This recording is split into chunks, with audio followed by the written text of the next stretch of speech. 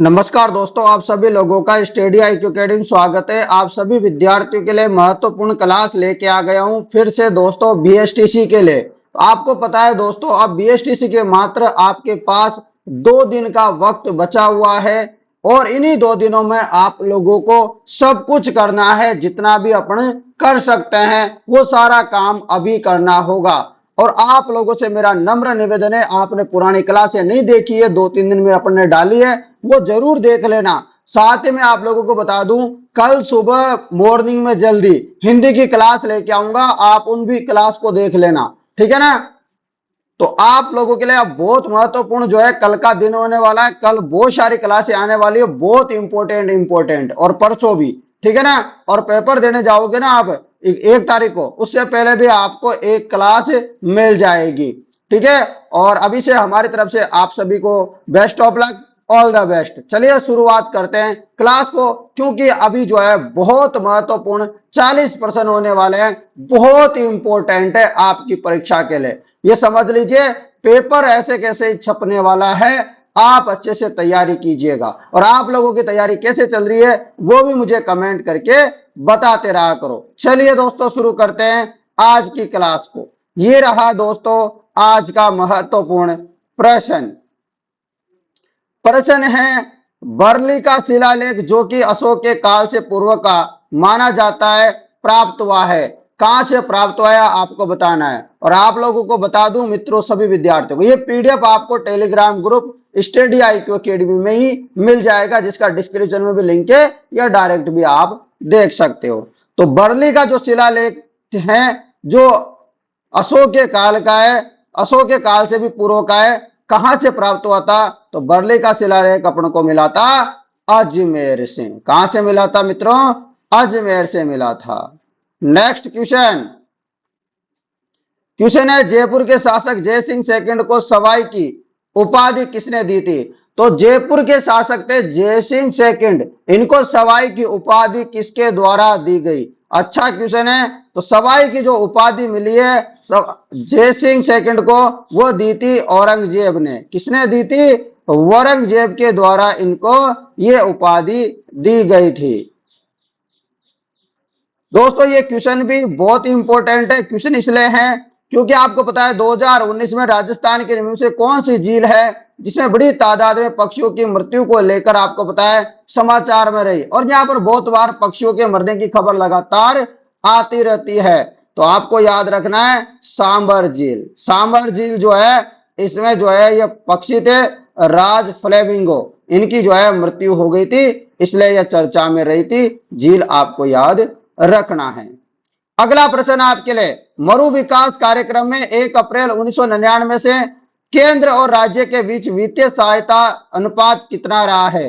अब बताना है आपको, जो मरु विकास कार्यक्रम है इसके बारे में बताना है कि 1 अप्रैल 1999 से लेके अब जो है राज्य और केंद्र के बीच क्या अनुपात है।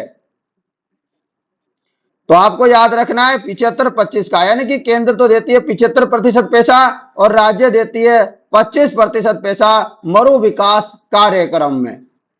अगला प्रश्न आपके लिए, प्रश्न है कि राजस्थान के मुख्यमंत्री को चिन्हित कीजिए जिन्होंने राज्यपाल के रूप में भी कार्य किया। आपको बताना है राजस्थान के ऐसे मुख्यमंत्री जो राज्यपाल भी रहे और मुख्यमंत्री भी रहे, बताइए। तो आपको बताया मोहनलाल सुखाड़िया जो है मुख्यमंत्री और राज्यपाल दोनों रहे, परंतु हीरालाल देवपुरा ये जो है केवल मुख्यमंत्री रहे थे, ना कि राज्यपाल। रख लोगे याद ये बात। उसके अलावा आगे बात याद रखें, शिवचरण माथुर ये मुख्यमंत्री और राज्यपाल दोनों रहे। जगन्नाथ पाटिया ये भी मुख्यमंत्री और राज्यपाल दोनों रहे। ये आप लोगों को याद रखना है, यानी कि आपका 1, 3, 4 सही होंगे, परंतु जो हीरालाल देवपुरा है ये गलत है। अगला प्रश्न ये रहा आप लोगों के लिए।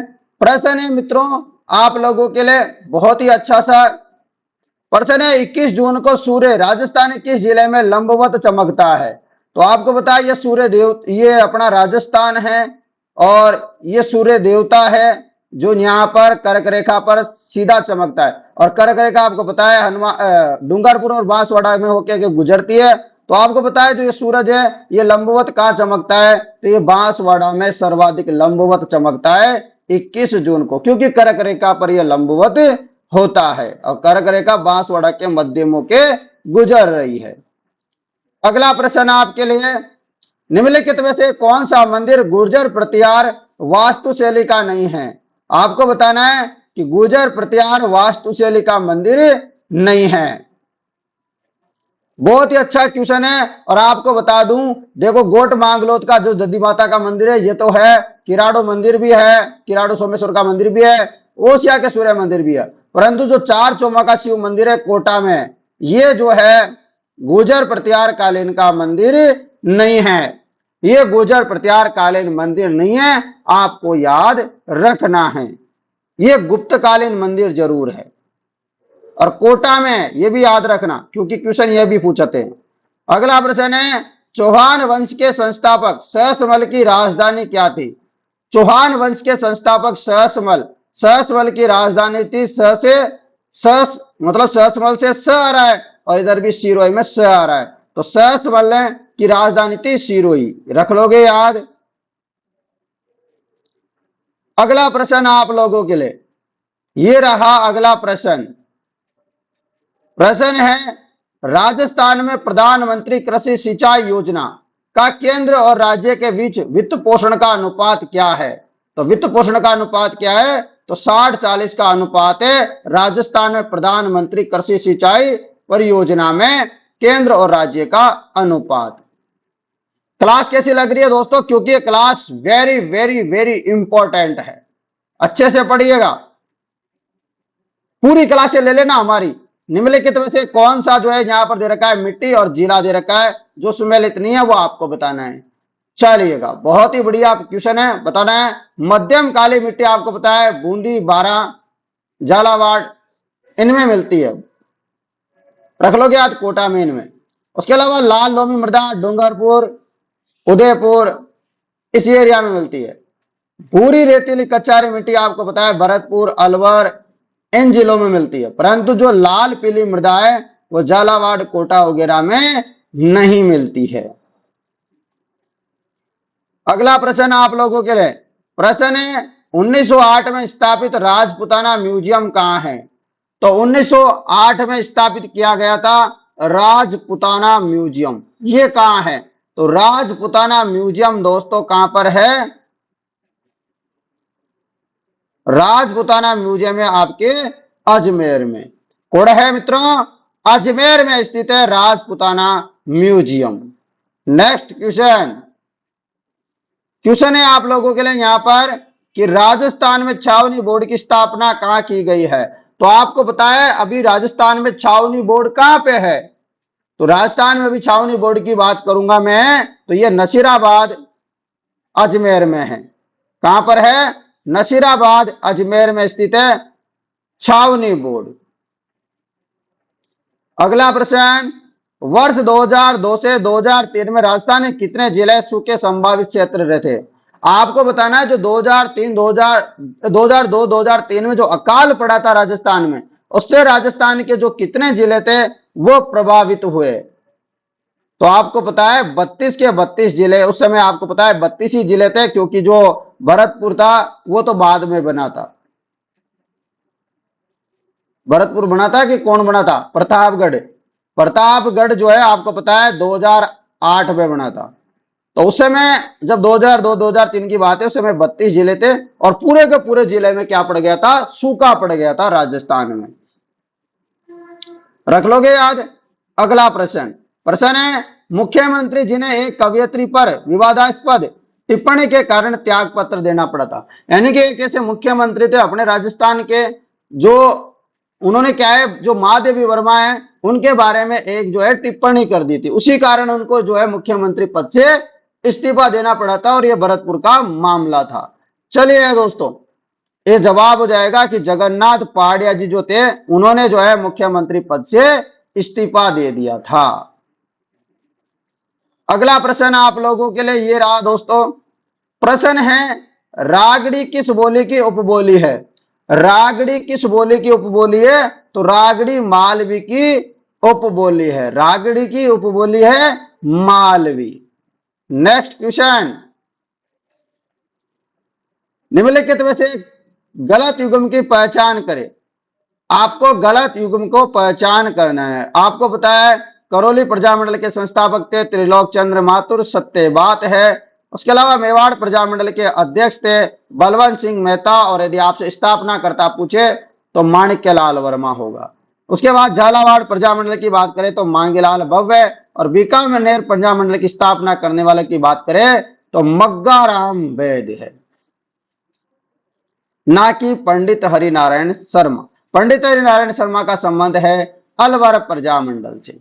अगला प्रश्न आपके लिए, किस देशी रियासत ने विलय पत्र पर सर्वप्रथम हस्ताक्षर किए? तो कौन सी देशी रियासत थी जिसने जो विलय पत्र था उसमें सर्वप्रथम हस्ताक्षर किए थे? बताइए। बहुत ही बढ़िया जवाब है आप सभी का, बीकानेर एकदम राइट जवाब होगा। दोस्तों क्लास कैसी लग रही है कमेंट करके बता दीजिएगा, क्योंकि क्लास वेरी वेरी इंपॉर्टेंट है। चलिए दोस्तों, ये आ गया है आपके लिए एक और प्यारा सा क्वेश्चन। चलिए बताइए, सूची फर्स्ट दे रखी है, सूची सेकंड दे रखा है। जो सही उत्तर है उसी को चयन करना है। एक तरफ वन्य जीव संरक्षित क्षेत्र और जिला दे रखा है। सुंदा माता, सुंदा माता कहाँ है? तो आपको पता है सुंदा माता जालोर सिरोही में है। बिल्कुल आसान प्रश्न है कि नहीं? बिल्कुल। उसके अलावा गिड्डा बिश्नोई, तो आपको पता है बिश्नोई कहाँ रहते हैं? और अभी बिश्नोई जो है रेलवे स्टेशन का है। बिश्नोई जो एयरपोर्ट का नाम करने की बात चल रही है वो जोधपुर के एयरपोर्ट की बात चल रही है, तो ये भी है। ठीक है। उसके अलावा गोंगेलाव, गोंगेलाव कहाँ है? तो ये आपका नागौर में है, और बीड़ आपको पता है झुंझुनू में। अपना option number B is right answer. ठीक है भाई। चलो अगला प्रश्न। प्रश्न है, निम्नलिखित में से कौन सी नदी राजस्थान के आंतरिक अपवा तंत्र से संबंधित नहीं है? आंतरिक अपवा तंत्र से संबंधित नहीं है, राजस्थान के आंतरिक अपवा तंत्र से। कौन सी नदी बताइए? आपको पता है कांतली भी है, काकनी भी है, मेंढा भी है, परंतु डाई नहीं है। कुर्सी नहीं है, डाई नहीं है।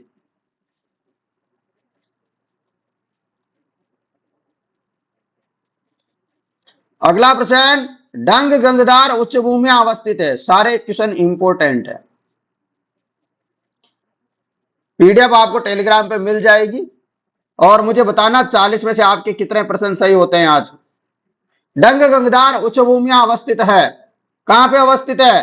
तो यह हाड़ौती के पठारी प्रदेश में स्थित है।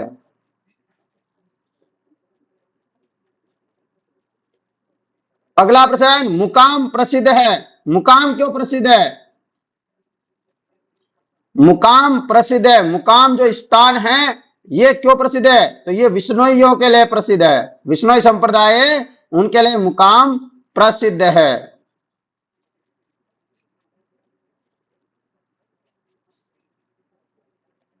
निम्नलिखित में से कौन सा तत्ववादी यंत्र नहीं है?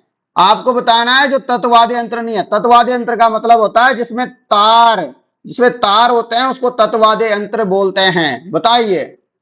देखो आपको पता है रावण था, तत्ववादी यंत्र होता है, रवज होता है, बपंग होता है, परंतु मादल नहीं होता है। चलोगा अगला प्रश्न ये रहा। प्रश्न है, निम्नलिखित में से कौन सा कृषक आंदोलन भील जनजाति से संबंधित है? तो कौन सा आंदोलन है जो भील जनजाति से संबंधित है? नीमूचाणा आंदोलन तो बिल्कुल भी नहीं है।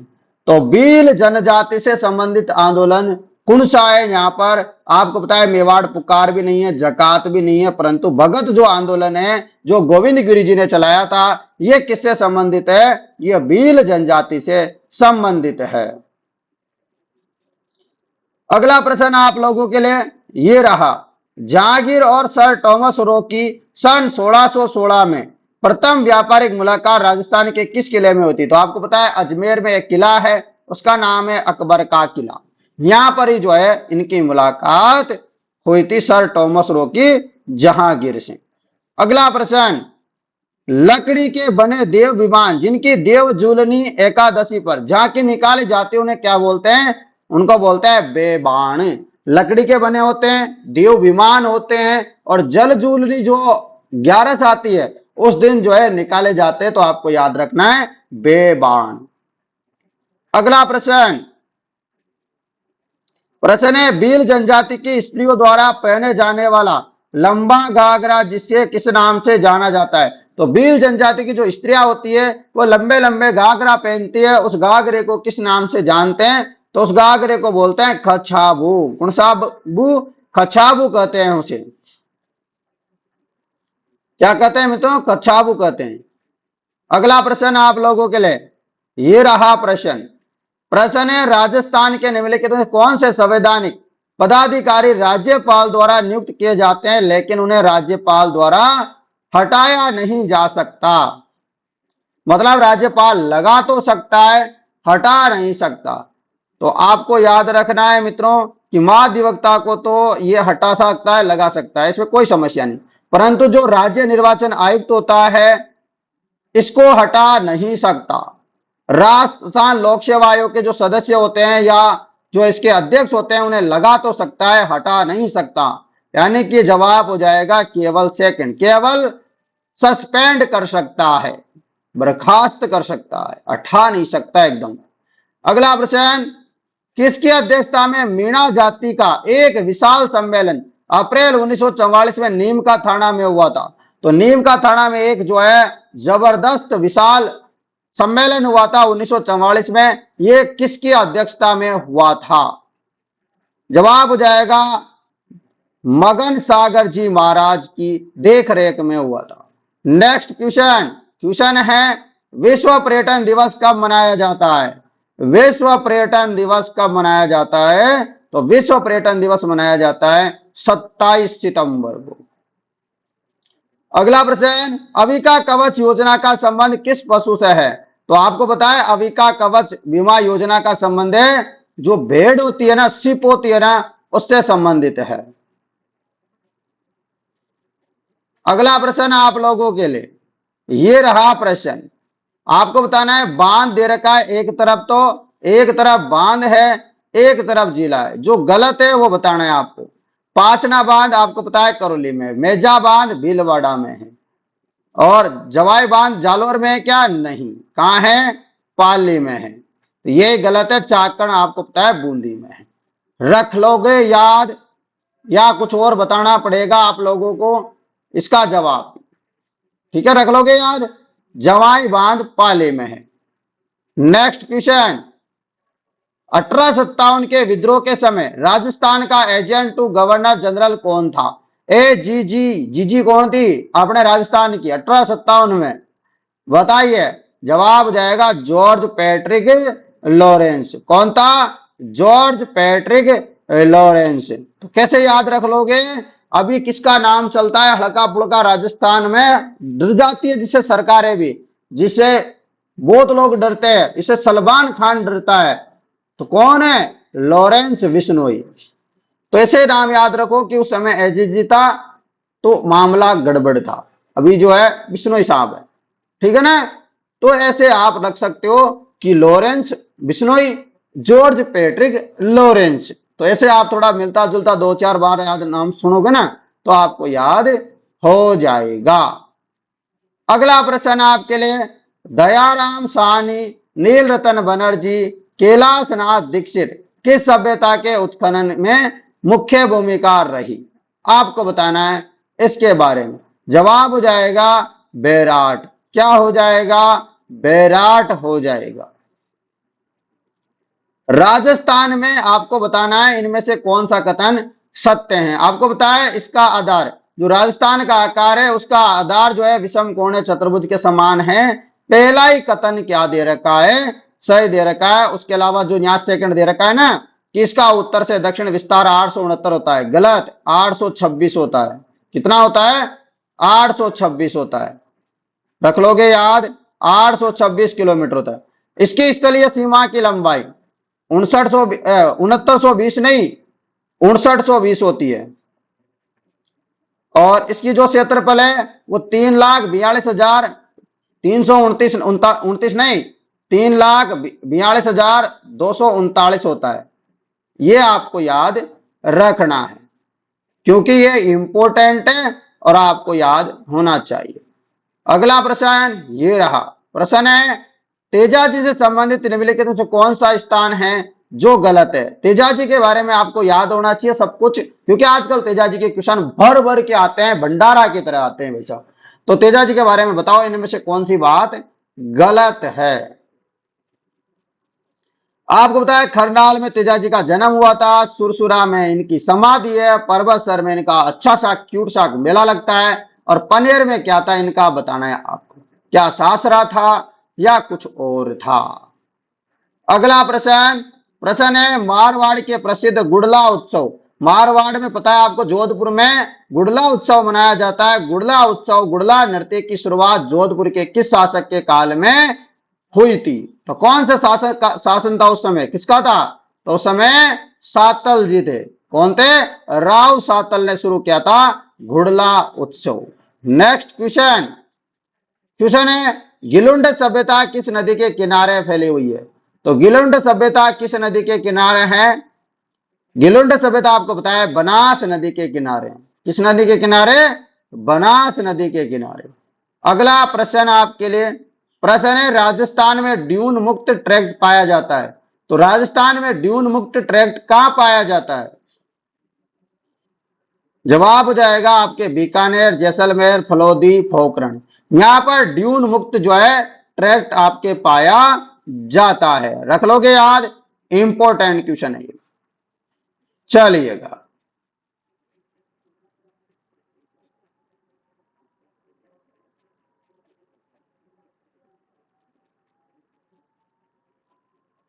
एक और प्यारा सा क्वेश्चन आपके सामने। क्वेश्चन है राजस्थान में साहिबा का युद्ध, साहिबा पाइबा का युद्ध किस वर्ष लड़ा गया था? तो राजस्थान में जो साहिबा पाइबा का युद्ध की बात करते हैं, इसकी जो तिथि बताई जाती है वो 1541-42 में बताई जाती है कि राजस्थान में जो साहिबा का युद्ध हुआ था वो 1541-42 में हुआ था, साहिबा पाइबा का युद्ध। अगला प्रश्न और आज का अंतिम क्वेश्चन, क्वेश्चन है कवि एवं चित्रकार नागरीदास के रूप में कौन प्रसिद्ध था? कवि और चित्रकार के रूप में आपको पता है कौन प्रसिद्ध था? राजा सावन सिंह। तो राजा सावन सिंह प्रसिद्ध थे, आपको याद रखना है। दोस्तों आपको कमेंट करके मुझे बताना है कि आज की जो क्लास है वो कैसी लगी आप लोगों को। कमेंट करके सारे के सारे विद्यार्थी मुझे बताएंगे कि जो आज के 40 प्रश्न रहे ये आप लोगों को कैसे लगे, क्योंकि क्लास बहुत जबरदस्त है, क्लास बहुत इंपॉर्टेंट है आपके लिए। आपको बता दूं कल सुबह सुबह लगभग 8-9 बजे के आसपास आप लोगों को एक हिंदी की क्लास मिलेगी, और मैं टारगेट कर रहा हूं कि जो आपके जो पेपर में 30 क्वेश्चन आते हैं उसकी जगह मैं 60, 70, 90 क्वेश्चन आपको हिंदी के करवा दूं, ताकि आपका पेपर हो तो आपको और भी आसानी रहे। ठीक है ना? और कुछ क्लासें आप हिंदी की जो चतुर्श्रेणी कर्मचारी वाली भर्ती है उसकी भी देख सकते हो, क्योंकि हिंदी समान ही होती है। तो आप जैसे विलोम शब्द हो गया, पर्यायवाची हो गया, लोकोक्तियां हो गया, मुहावरे हो गए, ये मैंने क्लासें ले रखी है उनकी, तो आप उन क्लासों को भी देख के चले जाना। ठीक है ना? तो आप इसे काम कर सकते हो, प्लेलिस्ट बना रखी है, आप उसको भी देख सकते हो। तो दोस्तों आज की क्लास आप लोगों को कैसी लगी आप कमेंट करके बताइए, क्योंकि मैंने तो मेरी तरफ से बेस्ट दिया है और बेस्ट ही होगा। आप लोगों को कैसा लगा आपका भी जवाब बता दीजिएगा। दोस्तों क्लास पसंद आई है तो आप क्लास को शेयर कर दीजिएगा। धन्यवाद मित्रों, मैं मिलता हूं आप लोगों से एक और नई क्लास के साथ, फिर से आप लोगों से मुलाकात करेंगे। तब तक जय हिंद दोस्तों।